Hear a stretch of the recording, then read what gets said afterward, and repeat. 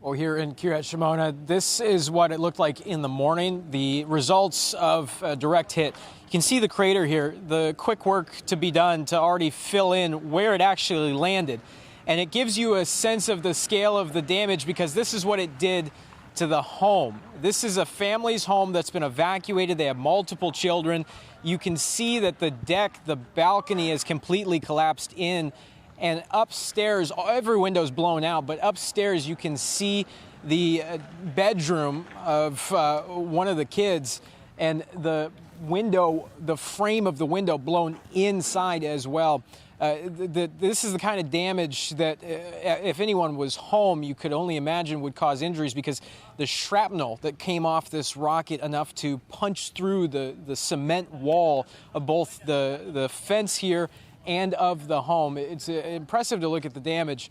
Thankfully, no one was home here. Down the street, however, in one of the industrial areas is where we have the 25-year-old man who was killed in this same barrage that Hezbollah is taking responsibility for, claimed credit. They say, as you were discussing just there, that it was the result of the overnight strike that killed 7 in southern Lebanon.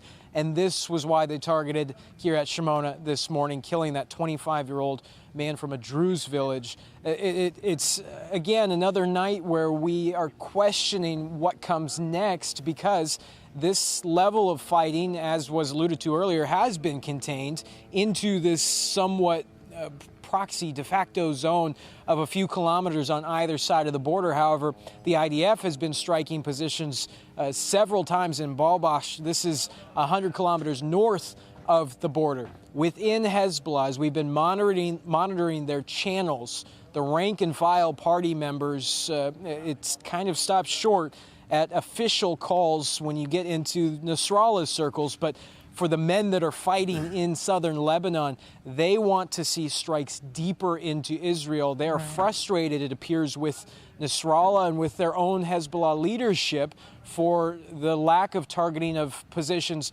deeper. And again, this conflict has been remarkable because it has been a few kilometers on either side. Hezbollah has either not attempted or not been successful in launching anything further south than the Sea of Galilee. Another point that stands out here, and we can kind of show it visually to you, and I'll reference this crater again.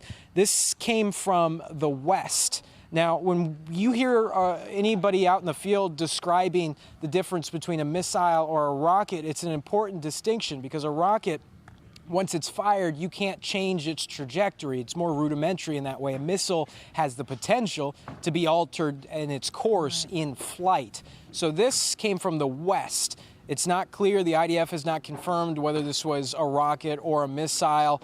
But again, the Lebanon in the Galilee here is on either side of us, and Syria in this direction. So you can kind of get the sense of where these things are coming from. But for something like this and the force that it caused, it's impressive to see the scale of the damage.